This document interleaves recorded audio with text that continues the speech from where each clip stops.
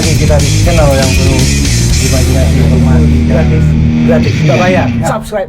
Assalamualaikum warahmatullahi wabarakatuh. Waalaikumsalam warahmatullahi wabarakatuh. Sobat Kisah Nyata, ketemu lagi kita di channel yang penuh inspirasi, imajinasi, dan informasi ini. Hari-hari terakhir ini kita masih di suasana pandemi ya Bang? Betul. Entah kapan terakhirnya, tapi masih dan juga kita masih dalam suasana istilahnya PPKM ya. Mulai dari PPKM level 2, PPKM level 4, level 3, dan seterusnya.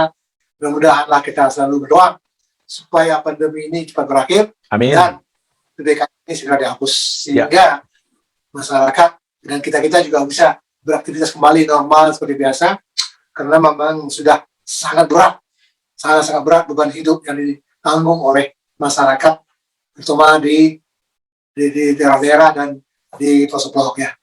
Gimana Pak? Ya benar. Kita berharap mudah-mudahan tingkat kedisiplinan masyarakat terus naik, proses vaksinasi progresnya makin cepat, dan herd immunity segera terbentuk. Itulah harapan kita, Menjela.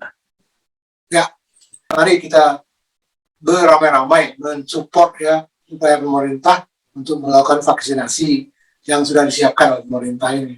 Ya. Oke Bang, bicara apa kita nih? Kemarin kita lihat ini di tengah-tengah pandemi ini, orang-orang di luar, baik di media sosial, di Twitter dan di sebagainya ya, membicarakan mengenai utang luar negeri di negara ini yang semakin bengkak ya. Semakin meroket katanya. Di awal-awal tahun dulu sekitar 5.000 triliun, sekarang sudah hampir triliun. Kemudian Menteri Keuangan terbaik di dunia kita juga bilang bahwa tahun depan kita akan membayar bunga utang itu ratusan triliun. Ya. Apa yang bisa kita lihat dari fenomena yang dibahas oleh media sosial, oleh orang-orang ramai di luar itu Bang? Kita sebagai jelata tentu pengen juga ya mengikuti apa sih yang disebutkan gitu loh. Ya, jadi begini, Menjela. Ini kan sebagai bagian dari pemilik ya, negeri ini, atau shareholder dari negeri yang kita cintai ini, tentu boleh-boleh saja masyarakat atau siapapun untuk bertutur, berkicau, berceloteh tentang hal ihwal apapun ya, termasuk hutang ini ya. Ya. Terkait dengan hutang ini, kalau yang Bang Kica lihat, fenomena yang menjadi fokus sorotan dari banyak orang adalah soal jumlah gitu ya. Peningkatan jumlah yang sangat signifikan, dan itu yang selalu didengung-dengungkan, dinarasi-narasikan, bahkan dikomparasikan dengan rezim-rezim sebelumnya gitu ya. Satu dua ekonom ada yang menyoroti sisi ongkos, ya, cost of fund ya, interest yang besar terhadap hutang tersebut dibandingkan dengan jenis surat hutang yang sama yang dibayar oleh negara-negara lain. Nah itu semua sah-sah saja. Tapi Bang Kica tak hendak bicara soal jumlah ya. Nggak ada yang salah dengan hutang ya. Kalau kita lihat di dunia saat ini, negara mana sih yang nggak punya hutang, begitu ya? Jadi hutang adalah sesuatu yang dibutuhkan memang untuk mempercepat katakanlah kesejahteraan sosial, kemajuan negara, menumbuhkan perekonomian dan segala macam. Bang Kica lebih tertarik untuk membahasnya dari sisi bukan besarannya, tapi seberapa besar magnitude atau kontribusi dari peningkatan hutang tersebut terhadap skala perekonomian kita ya, terhadap pertumbuhan, terhadap penyerapan lapangan kerja, terhadap penerimaan pajak ya. Kita ambil contoh misalnya, kalau misalnya hutang itu dialokasikan untuk infrastruktur, ya kita tahu infrastruktur ini bukan sesuatu yang instan gitu ya. Ibarat kita bercocok tanam, infrastruktur itu analoginya adalah kita menanam pohon. Ya, perlu waktu menunggu pohon berbuah. Mungkin 3, 4, 5 tahun gitu ya. Artinya apa? Sepanjang pilihan bibitnya benar, tempat ditanamnya cocok, tanahnya, lahannya, insya Allah 4-5 tahun pohon tersebut akan berbuah. Jadi kalau hutang itu dialokasikan kepada infrastruktur yang tepat, kita ambil contoh, misalnya membangun irigasi dan membangun waduk. Tentu peruntukannya adalah untuk meningkatkan kesuburan atau untuk mengalokasikan air kepada dataran tanah yang pertanian yang ada di sekitar waduk yang kita bangun. Dengan pengairan yang bagus, barangkali yang tadinya panen 1 kali bisa menjadi 3 kali. Ya, artinya apa? Infrastruktur tersebut akan memicu pertumbuhan ekonomi yang lebih maksimum di area sekitar dia dibangun. Dan dengan bertumbuhnya ekonomi, kesejahteraan masyarakat meningkat dan partisipasi mereka membayar pajak juga akan tinggi, gitu ya. Lalu kita bangun jalan. Dengan jalan tersebut, mobilitas, transportasi, katakanlah membawa komoditas masyarakat segala macam, itu lebih murah ongkosnya, lebih cepat waktunya, sehingga kualitas barang lebih bagus, gitu ya. Tentu ini juga akan meningkatkan nilai tambah ekonomi.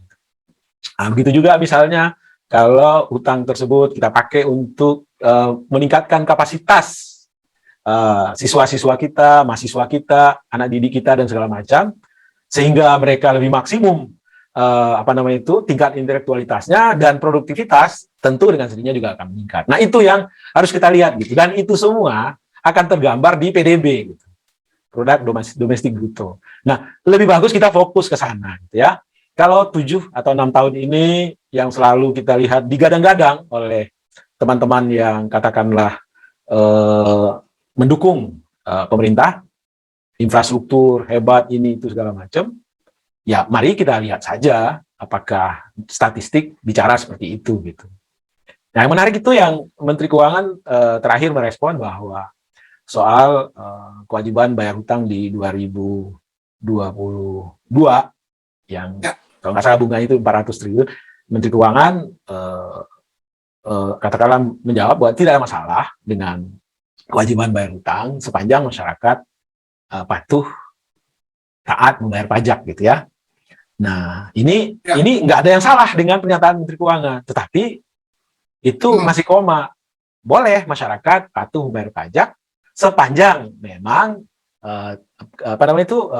kemakmuran, katakanlah kalau dia pedagang ya omsetnya meningkat, marginnya bertambah ya pajaknya juga makin besar ya kan. Kalau dia industriawan juga begitu dan ini segala macam. Jadi kembali ke apa yang diributkan orang ya nggak ada yang salah, tetapi Bang Kica lebih bagus kita fokus bukan pada besaran hutangnya, tetapi kepada produktivitas dari penggunaan hutang tersebut. Begitu Bung Jera, gimana tuh? Oke, jadi kalau bicara infrastruktur tadi ya, akan menghasilkan kurang lebih 5-6 tahun yang akan datang, itu dari proyeknya. Tapi kan kita juga bisa lihat, waktu menanam pohonnya atau waktu membangunnya, sebetulnya trickle down teorinya udah jalan dong mestinya. Mestinya. Begitu proyek bergulir, ya pasti kan akan disupport oleh pengusaha kecil, dari yang kecil, yang menengah, yang sedang dan besar. Kan trickle down teori udah berjalan. Artinya masyarakat harusnya makmur dong dengan proyek-proyek itu. Nah, gimana Bang? Ya, bagi saya ingat mungkin 4 atau 5 bulan yang lalu ya, bisa kita cari itu. Pak Jokowi pernah mengeluhkan bahwa IKPA gitu kira-kira ya. Waduk dibangun tapi distribusinya, irigasinya tidak gitu. Nah, ini kalau yang begini yang terjadi kan lucu kan? Kita bangun waduk untuk menimbun atau menjerat ya, membendung air, dan harusnya kan ada channel distribusinya ke dataran-dataran di sekitarnya gitu. Nah, ini kalau model-model begini ya kapan kita bisa mendapatkan buah kalau airnya diperangkap yang tujuannya untuk irigasinya nggak dibuat gitu kan, atau pilihan yang tidak pas gitu. Kita tahu di Palembang misalnya ada LRT ya kan, dari mana ke mana gitu ya, yang sebenarnya yang dibiayain triliunan ya kalau nggak salah sekarang itu disubsidi gitu ya, untuk menutupi biaya operasionalnya saja dia nggak bisa gitu. Jadi kan lucu gitu, utang meningkat, cicilan harus dibayar, sementara buah dari hutang tersebut belum kelihatan gitu.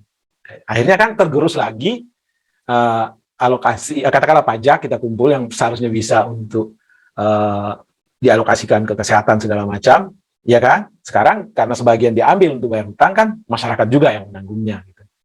Kita berdoa semoga ya apa yang didengung-dengungkan selama ini soal infrastruktur segala macam ya mungkin 5 tahun ini belum berbuah. Ini pohonnya mungkin pohon yang yang berbuahnya 7 atau 8 tahun atau 10 tahun ya. Mudah-mudahan buahnya itu benar-benar buah yang luar biasa nantinya gitu. Ya itulah waktulah yang akan membuktikan apakah hutang yang kita itu buat saat ini infrastruktur adalah benar-benar pohon yang nantinya akan berbuah dan bisa mensejahterakan. Kalau tidak kita ya generasi setelah kita. Gitu Bung Jela.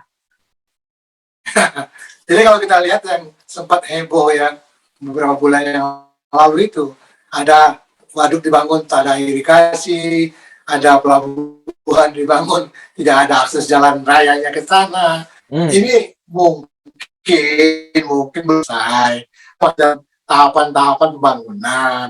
Ya, tentu saja kita mengharapkan di setiap tahapan pembangunan ini adalah trickle down teorinya yang jalan, trickle down ke masyarakat bawah yang bisa menikmati. Misalnya nanti buka irigasi ya, masyarakat ikut menikmati membangunnya, dapat penghasilan dari membangun irigasinya. Mungkin juga termasuk bentuknya. Kemudian bangun pelabuhannya mungkin tidak ikut, tapi bangun jalan raya ini ikut. Itu harapannya mungkin gitu Bang. Mudah-mudahan proyek-proyek mega-mega proyek kita ini yang besar-besar ini ya, proyek-proyek infrastruktur itu juga sudah melalui proses seperti itu kan gitu Bang. Mudah-mudahan. Dan kita harapkan ini bisa memberikan kemaslahatan pada kita semua, sehingga bila tiba waktunya nanti untuk mulai membayar utang, membayar bunga utang, kita sudah punya penghasilan gitu kan. Jangan sampai, dan kita yakin lah para petinggi ataupun pemangku kepentingan di Republik ini pasti sudah mengetahui banyak lah, belajar banyak.